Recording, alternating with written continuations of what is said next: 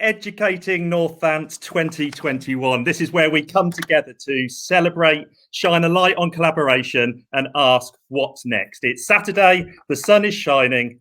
Congratulations to all of you who've got through the most extraordinary year. We haven't just survived, we've thrived because of the things that we do enable us to pivot and be agile. It's a food-themed fest and feast of edu-geekery that you're joining. 2 years ago, a small group of inspirational people got together and created Educating Northants, a grassroots movement to fill the educational void in our county by everyone, for everyone. And 2 years on, and so much in the world has changed, including education in Northamptonshire, which has continued to go from strength to strength. But before we start, we'd like to take a moment to remember our friend, Chris Leach, who we recently tragically lost. Chris contributed so much to Educating Northants 19 and was a key driver in the first NED Talks, which he hosted on a subject that was close to his heart, creativity. In 2019, the conference was spectacularly opened by Silhouette Youth Theatre under the guidance of Lee Warmerans, and this year they're back.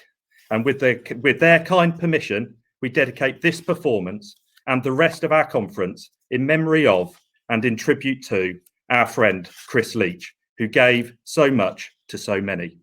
Ladies and gentlemen, Silhouette Youth Theatre.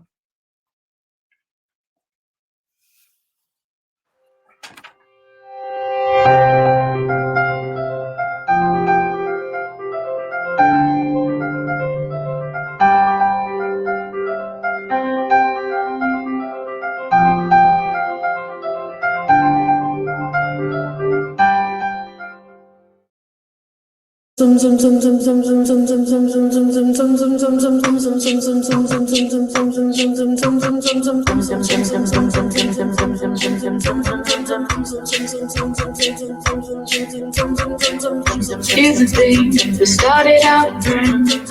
It was cool, but it was all pretend. Yeah, yeah. Since you've been gone, you dedicated, took your time. Wasn't long till I called you mine. Yeah, yeah. Since you've been gone. And all you ever hear me say is how I picture me with you. That's all you ever hear me say. Since you've been gone, I can't breathe on I saw you been gone, yeah, yeah.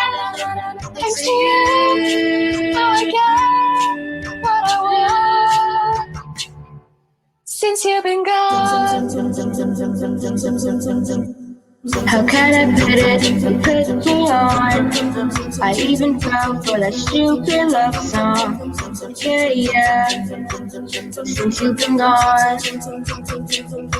How come I never hear you say I just wanna be with you? I guess you never felt that way. Since you've been gone, I can't breathe on a fast night. I saw you all, yeah, yeah. Thanks to you, now I get what I want. Since you've been gone, you had your chance, you're the one. Other side, and your mouth, I guess I'll take it.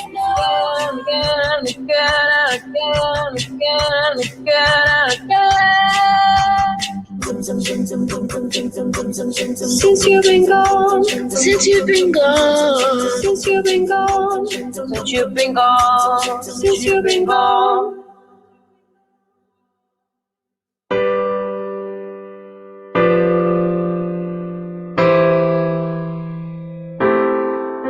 You say the price of my love's not a price that you're willing to pay.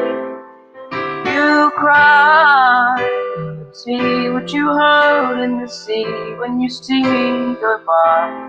Boy, so sad. Remember we made an arrangement when you went away. Now you're making me mad. Remember this fight I was playing with. I'm your man. You'll be back, soon you'll see. You'll remember you belong to me. You'll be back, time will tell. You'll remember that I served you well. Oceans rise, empires fall. We have seen each other through it all. And when push comes to shove, I will send a fully armed battalion to remind you of my love. Da da da da da da da da da yada da da da da da yada da da da da da da da da yada da da da da. You say our love is draining and you can't go on. You'll be the one complaining when I am gone. And no, don't change the subject, 'cause you're my favorite subject. My sweet, submissive subject. My loyal, royal subject. Forever and ever and ever and ever and ever.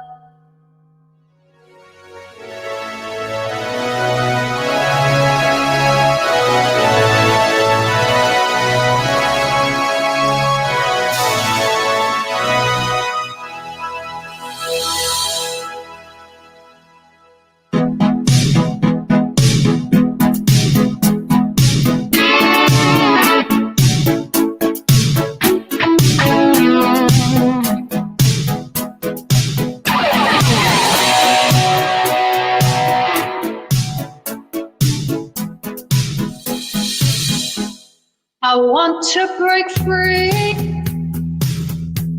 I want to break free. I want to break free from your lies. You're so satisfied. I don't need you.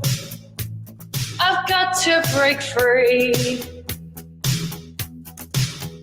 God knows I want to break free. I've fallen in love.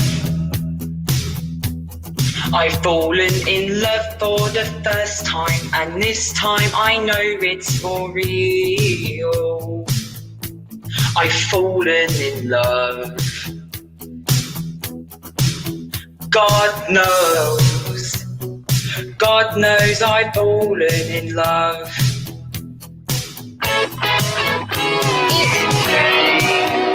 It's true.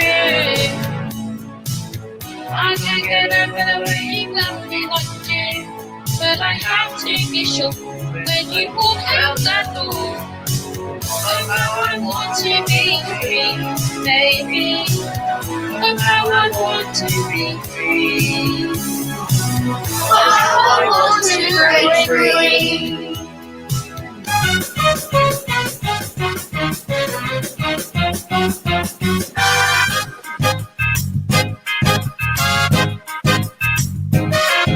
You can stop an avalanche as it races down the hill. You can try to stop the seasons go, but you know you never will. You can try to stop my dancing feet, but I just cannot stand still. 'Cause the world keeps spinning round and round, and my heart keeps rounding the speed of the sound. I was lost till I heard the drum, but I found my way. You can't stop the beat ever since this whole world began. A woman found out that she could shake up a man. So I'm gonna shake me at the best that I can today. You can't stop the motion of the ocean, of the sun in the sky. You can wonder if you wanna, but I never ask why. And if you try to hold me down, I'm gonna spin you right and say, you can't stop the beat.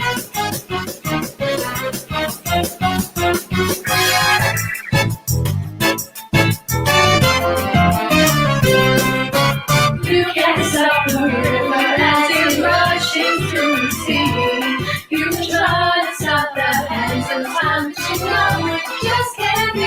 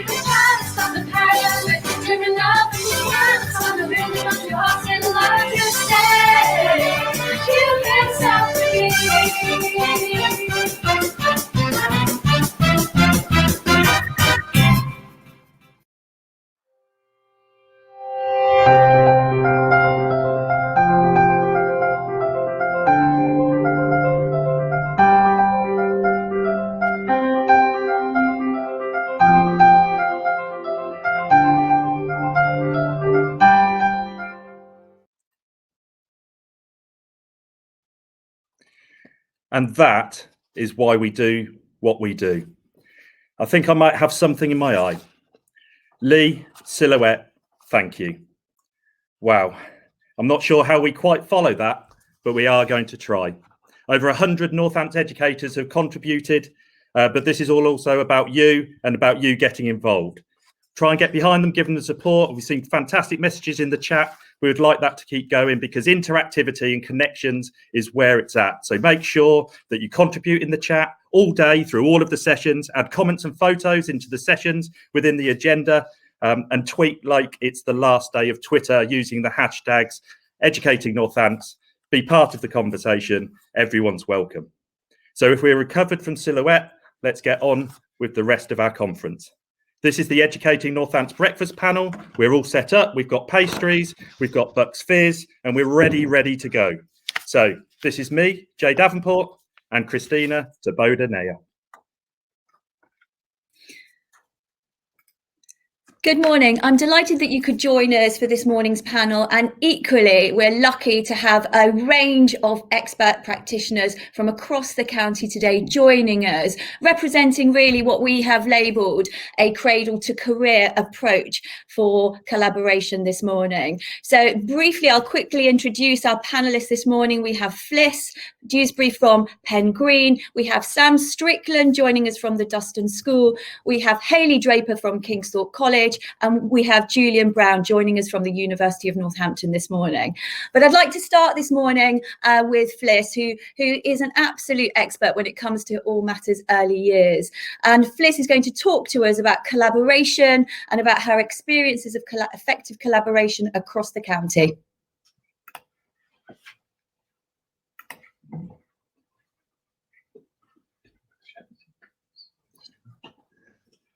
Well, looks like Fliss isn't quite with us. So in a very quick and agile change of plan, Sam doesn't know this yet. Oh, she's with us. Fliss, I'm delighted you're here. Thankfully.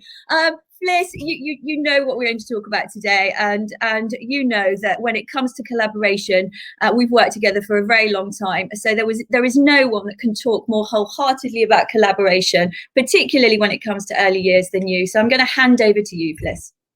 Thank you so much, Cristina. And I am at home and my son has just walked through the door. So can you please, which is typical, isn't it? So I had a really good boogie to Silhouette. So thank you very much. It's eased my nerves considerably. So I thought I'd start with, well, why do early years matter? So I think it's important to state that learning actually starts in utero, and that the fetus is an active being with its own tendencies and responds to its environment and learns from it.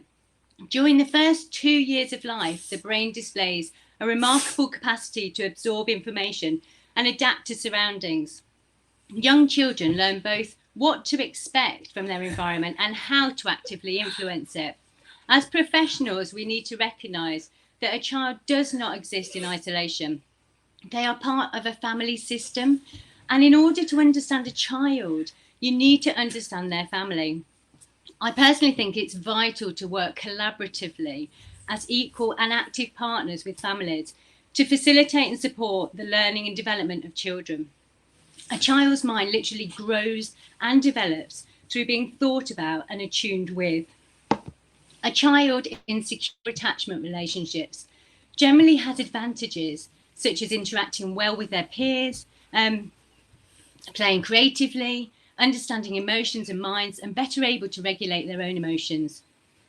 From 3, a child's brain begins what's called pruning.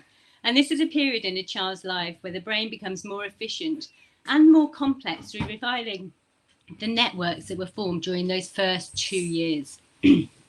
Last year, there were 75,300 early years providers registered with Ofsted. These providers are nurseries or preschools. 17% are childminders and 1% nannies. And there are also 389 maintained nursery schools and 16,783 primary schools, not all of who support children from 2, but all providing over 1.3 million places to children aged from 9 months to 4 years. So what can we learn from the facts I've just shared with you? With so many children from the age of 9 months in early years provision, it's important to consider how their early years experiences have supported their learning and development. Attending higher quality early years and education settings has a positive impact on a child's communication and language, their social, emotional, and cognitive development. So, what makes a higher quality early years and education setting? A recent study found that higher qualified practitioners make a significant difference to a child's learning and development. Training early years practitioners and teachers is something I've dedicated my career to. So I posed the question, how do you support children to transition from their early years settings to school? Do you know if your local settings are of high quality? Having recently taken part in an international research project called START, I can speak wholeheartedly how important it is not only to work together to support the transition of a child, but the whole family, particularly if the family are vulnerable. The family I have in mind would have been seen as hard to reach. Dad was avoidant and reluctant to engage with the setting.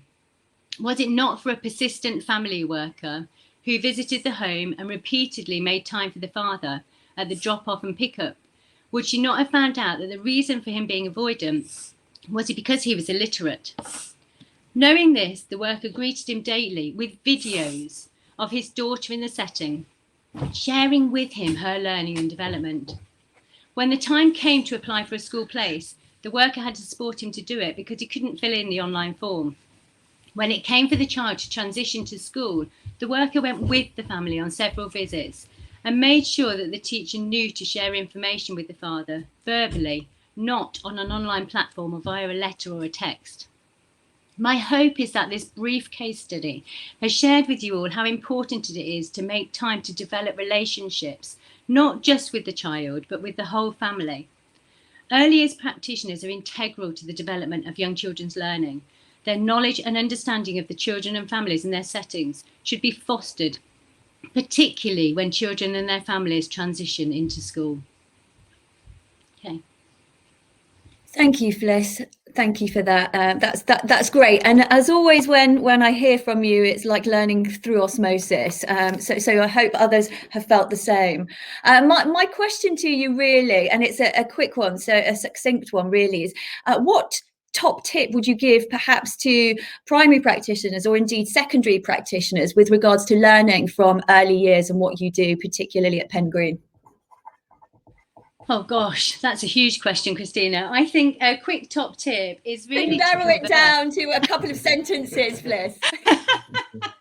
I think don't underestimate the early years. I think there is. I think the term care is overrepresented in terms of early years, and it's not about care. It's about care and education. Early years practitioners, they are, as I've just given in terms of the facts, are fundamental in terms of how that the child, to support the child in their learning and development, through those really critical periods when they're making those connections, they're making those cognitive connections, they're making those emotional and social connections. So converse with your practitioners. Thank you, Fliss. Thank you so much. That's terrific. And neatly, we're going to sort of go over to speak to Sam now, who oversees an all through school, really. So Sam, the same question to you, really, thinking about collaboration. Talk to us a little bit about your experiences. What Fliss just talks about, just how complex early years actually is, and what an art it is for the teachers that engage in early years. And I don't think I fully appreciated that until I was head of an all through, just how skilled the role of being an early years teacher actually is. And I agree with her that it's more than just care. It's about the cognitive science educational element that really actually underpins everything that they do. I deviate.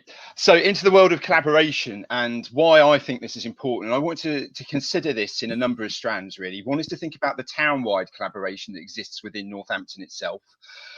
Then to think about collaboration across the county, and I still think there's more that we can do on that front. And then national collaboration. And really for me, this is about trying to signpost to people that are listening in about the things that are out there that we can all access, wherever we may be based and from wherever we may be tuning in to watching this panel this morning. And I guess for me, there were a number of kind of light bulb moments which sort of perked my ears a little bit. I remember when I moved from Hertfordshire to Northamptonshire, I was advised not to go to a Northamptonshire school, that because Northamptonshire as an authority was terrible. That was a very genuine line that was given to me, and I kind of ignored it because of the quality of the school, which Christina and I ended up working with you at. In terms of the quality of that establishment that kind of pulled me to it. And then another kind of light bulb moment was, again, working in that outstanding flagship school, the quality of the teaching school, which actually, I'm going to sing your praises here, Christina, you headed up, but the outreach work that did and the support that gave to so many other schools in such a wide geographic spread. And then the other light bulb moment for me was at Northampton Heads, and it was the first one I actually ever went to as head of the Duston School, and that we were presented with a letter from the Department for Education, and it harrowed me at the time, and it talked about how poor the quality of education and outcomes in Northamptonshire at the time, this is 2017, were. And I remember feeling really angry because it's a bit like saying, a teacher's a bad teacher because they can't teach. And actually, there aren't teachers in this authority who are poor teachers. There aren't senior leaders who are poor senior leaders. And there aren't heads of school, executive heads and CEOs that are rubbish at their jobs. There's probably a multitude of reasons as to why the schools in the authority have perhaps not performed in the way the DfE might like. But well, I guess what it triggered in my mind is, what can we do about this? How do we collectively work together for the good of one another? And collaboration is about being part of the solution, not part of the problem, working together for the good of all of the children within this entire authority and in a national sense, but also from a professional moral duty of school improvement, allowing teachers to teach, allowing teachers to sharpen their saw, helping senior leaders to develop and allowing people to become senior leaders, and helping your higher echelons, your principals, your exec heads, your CEOs to be even better still at their job. And kind of some things that I think schools can get involved in if they're not. And if I start kind of at a local basis and then work up, in Northampton town itself, 6 times a year under normal circumstances, we meet face to face as Northampton heads to talk about town-wide issues that are pertinent to Northampton town. And through that, we've made some fantastic partnerships and friendships with other principals within the town itself, some of which who have moved on to other parts of the country. Jay and I work very closely with a guy called Tim Marston over in Leicestershire with what's called the Elephant Group, which is it's got 2 regional hubs. There's an East Midlands hub and there's a hub in London, and this is trying to inspire pupils, the top third of pupils in sixth forms, to go to the top third of universities. So that's about raising the bar of ambition and aspiration in our children, very directly. I know that's at the tail end of a school experience, but that's had, I would say, quite a demonstrable impact in my own school and no doubt across the Elephant Group as a whole. Thinking then kind of broader across Northamptonshire, we've got the NED Talks, which I appreciate both of you are part of, and Educating Northants, which I remember having a presentation delivered at Northampton Heads to inspire Northampton Heads to become involved in, and that's done incredible work over the last few years. But then we've also got some fantastic teaching school alliances, which if you're not part of, I would seriously recommend schools do attach themselves to. And the 2 that we've joined since I've been principal at Duston are the Brook Western Teaching School Alliance. And again, to sing your praises, Christina, you've done some phenomenal work with my English department and some phenomenal work with my middle leaders with a really in-depth training program for them, which has really helped them to understand what middle leadership is. And it's that external voice coming in to repeat many of the things that I might have said, but the power of that is so important.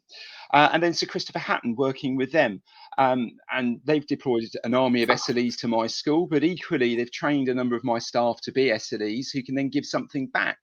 Having had expert input into their own domain, they're now able to give that back to other schools. And I suppose that's part of collaboration as well, really. It's not about just taking. It shouldn't be just about taking. It's about what can you give back to the wider system as a whole. And then if I think in a more broader sense then nationally, again, of things that you can get involved in and are really important. Research Ed is huge, and I've had the privilege of working with Tom Bennett on a number of occasions with the Research Ed movement. We host Research Ed Northampton at the Duston School, and we will be doing so again in the spring of 2022, all things being equal with COVID, because we want you to do it live and face to face. And that's a huge movement to get involved with. The brew ed scene, there are many brew eds that take place in Northamptonshire, and you get a fantastic grassroots set of speakers that might not normally be given a platform to talk, who are phenomenal actually in terms of what they have to say. The Education Festival at Wellington is another brilliant event that takes place nationally. It runs over a couple of days. It's in school time rather than weekends, but if you're afforded the opportunity to go and you're allowed the time out of school, absolutely worthwhile. Working with Teach First, I know that's a national movement, but they add another element to the debate and to collaboration across the country. New Eds, which is a free live event, which I've been fortunate enough to be involved in. Seneca Learning is another one where you can access so many free talks. Chiltern Teaching School Alliance, which I appreciate is Bedfordshire. It's different authority, but they've run so many talks, certainly during the lockdown window, which have been really inspiring. And the key are establishing a series of leadership talks. So if you have your key membership, you'll be able to access those in due course for free as well. But equally, it's also thinking about what else can we be doing? Can we develop subject networks across the authority, not just within one half of the authority? And I appreciate we're splitting into two in due course, but actually there's so much brilliant practice over in Kettering, in Corby, as one element of this authority, just as much as there is over in East Northamptonshire in Vaughan's, as much as there is over in kind of Northampton Town.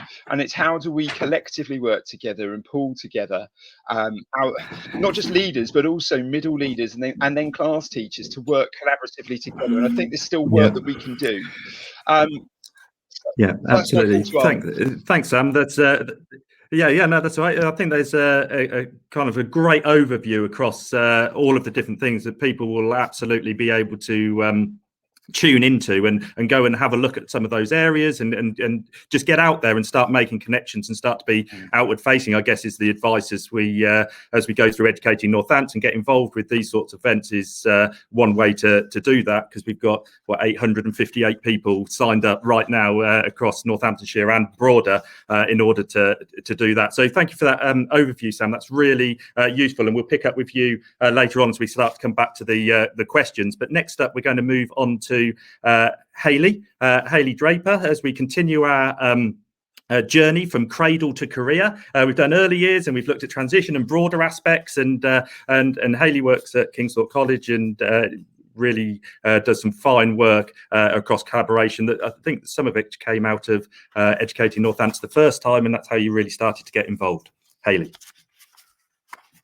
Yeah, so when Educating Northants 2019 came out, I was actually working in Milton Keynes at the time, and I moved up to Northampton in April, so I'd narrowly missed it, but the conversations that had been started at that conference were still ongoing. And when I started my role at KC in September of this year, I moved into Most Able, and at KC we have this philosophy of dream big, work hard, stay humble.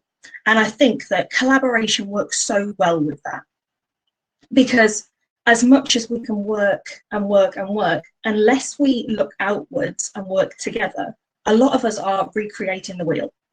And so this year I sort of bounced off the Educating Northants platform and reached out to other secondary schools looking for their most able, their gifted and talented leads, and looking at how we could work together for the benefit of all of the students across Northants. And so we sort of started up this Most Able Northants network. There are 7 secondary schools involved at the moment, but I'm absolutely looking for everyone to get involved and getting our primary schools in. We're making brilliant links with our sixth formers, looking at how we can support them moving into Oxbridge. And just really looking at how we stretch the most able, giving them everything we possibly can for the very best that Northants has to give. Thank you, Hayley. That's terrific. So if you were giving anyone some advice on how to proactively seek collaboration as a teacher, seeking collaboration with other teachers across schools, what advice would you give them? Because I know you've been working closely with some of my team here at NSG, but what advice would you typically give? I think the most important thing is knowing that you can't do it all by yourself, and that actually if we have that stay humble philosophy and reach out to people who are doing something different, that's not a bad thing. Like, none of us are superheroes. We have to work together, and collaboration is such a positive thing. If you are a teacher looking to your reach, speak to other people that you know, former colleagues, people that you just find inspiring. Like you said, Paige Lucas, who works at NSG, it's been an incredible link to make, and we're looking to do more collaborative things in the future.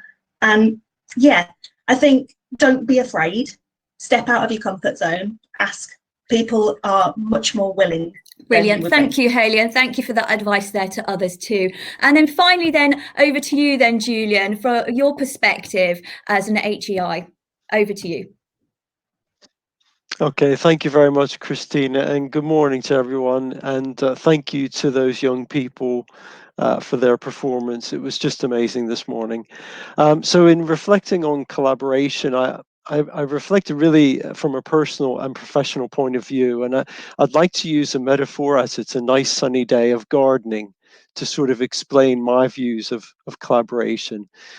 And so I think in terms of the professional, I'll give a nod here to the Nolan principles and the framework for ethical leadership, which I think are important bedrocks for collaboration. Is it collaboration requires, I think, a removal of hierarchies. So in a way, it's about evening out the soil and about making the ground ready for planting. And so if we go into a situation, whether it's with a parent or another teacher, if those hierarchies are dominant, we can sometimes lose sight of what's really important. And so I think we have to remove some of those hierarchies. I also think we have to be really honest and open. We need transparency with partners. We need to be honest about what we hope to develop. We need to be open about decisions that are made. And then the final thing, I think, in laying the groundwork as a professional, tilling that soil, is about finding shared common goals that we want as professionals. So whether you are a family, whether you are a speech and language therapist, no matter what professional you come into or family you're working with, we need to find shared values. So to me, those are the professional requirements of collaboration, and that sets the soil. And then I think in terms of personal, because collaboration is about people, it's about relationships. So it's about the sun and the rain. And my sun and rain in terms of collaboration are about really having empathy for other people, taking time to understand what they might be thinking, what they might be going through. And Fliss alluded to this sort of nurturing of collaborations, really very, very important. I also think we need to listen and not just hear people, but we have to really actively listen to what their views are and try and come together in terms of finding those common values. And then just alluded to as well, humility. Sometimes egos can create barriers in terms of collaboration.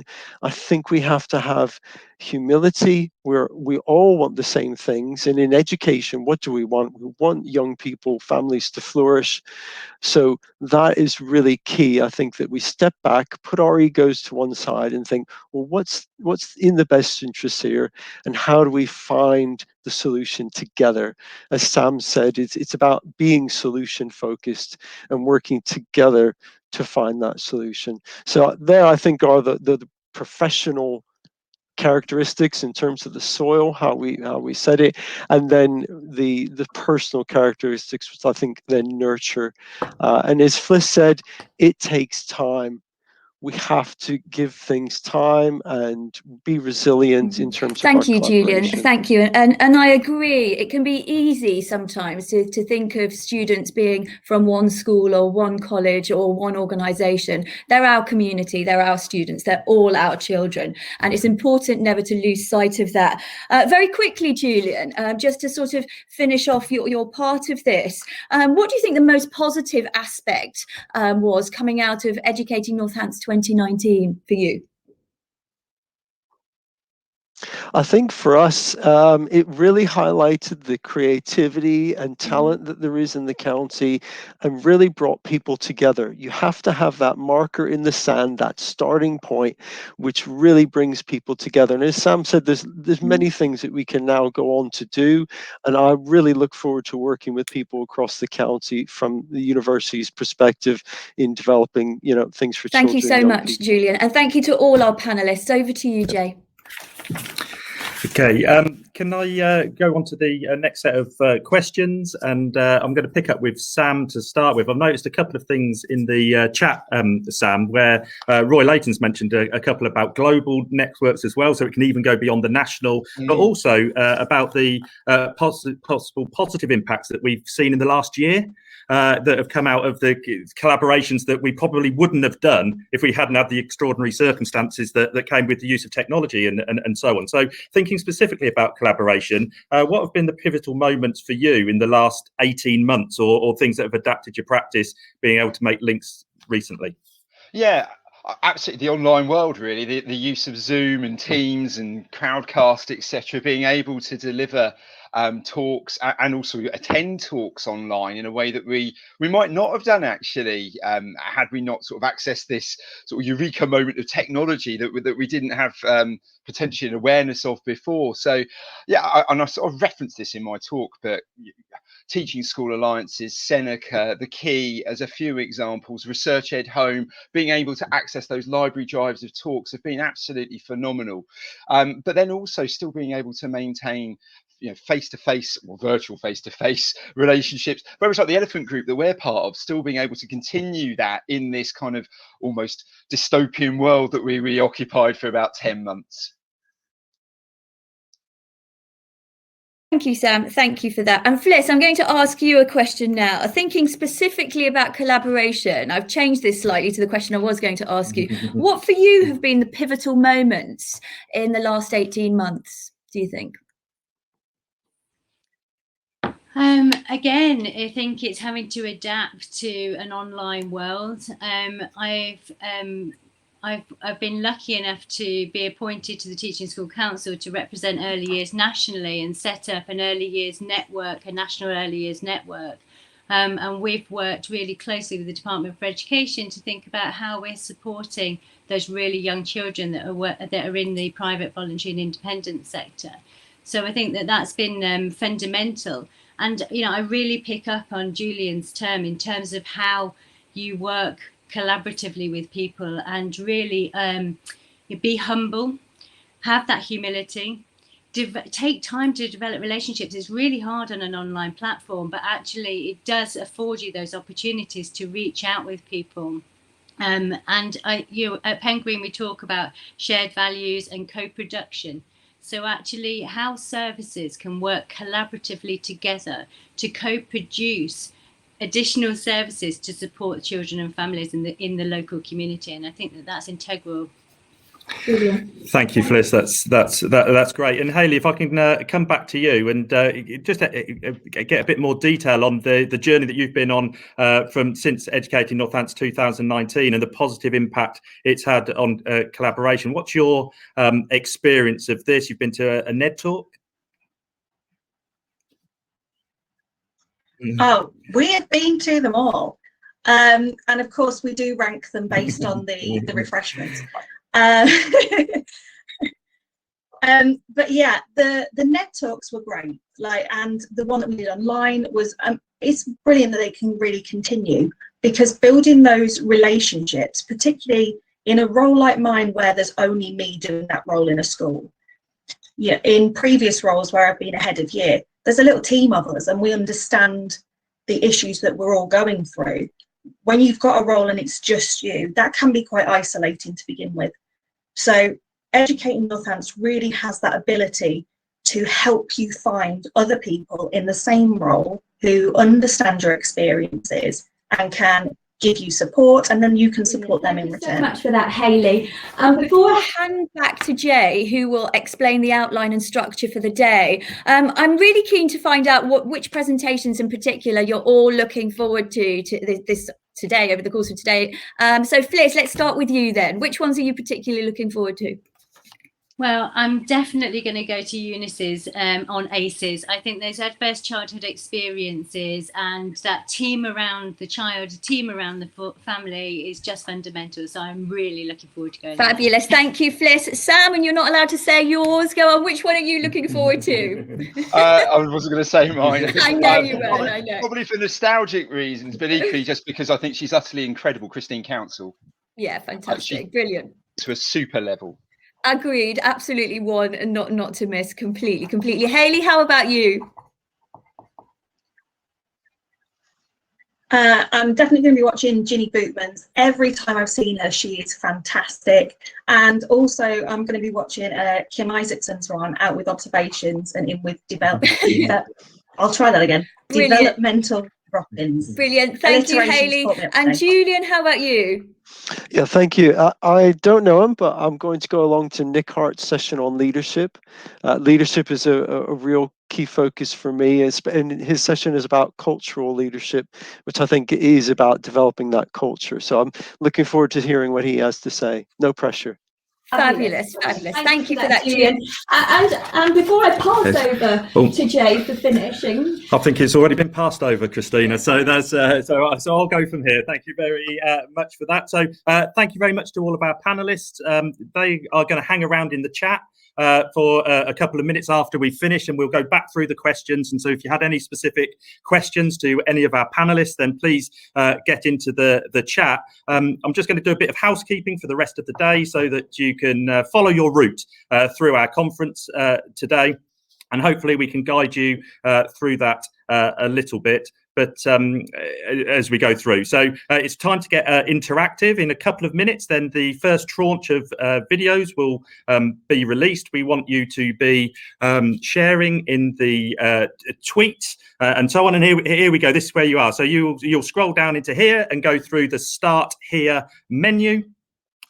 Once you click on that, then you'll get taken into our conference space. And as we scroll down here, this is the part that you've done, and you will get into our space. Over on the left-hand side is in Communities, and then click into Educating Northants. And many of you have been here already, and we've seen your notes. So say hello, connect, be part of that. Here's the panel that you've just seen. And then at 9:45, which is in about 1 minute's time, these whole tranche of videos will be released. Here's an example from Kath Kitchens. You go down now, please support our contributors. We've got over 100. They've asked some questions for you to respond. And so people have taken a huge amount of time in a busy term out to put these videos together for us so that we can all learn. So please support them by going through the questions there, and comment in the bottom of each session. So if you've watched a video and you've enjoyed it, take a selfie of yourself watching it.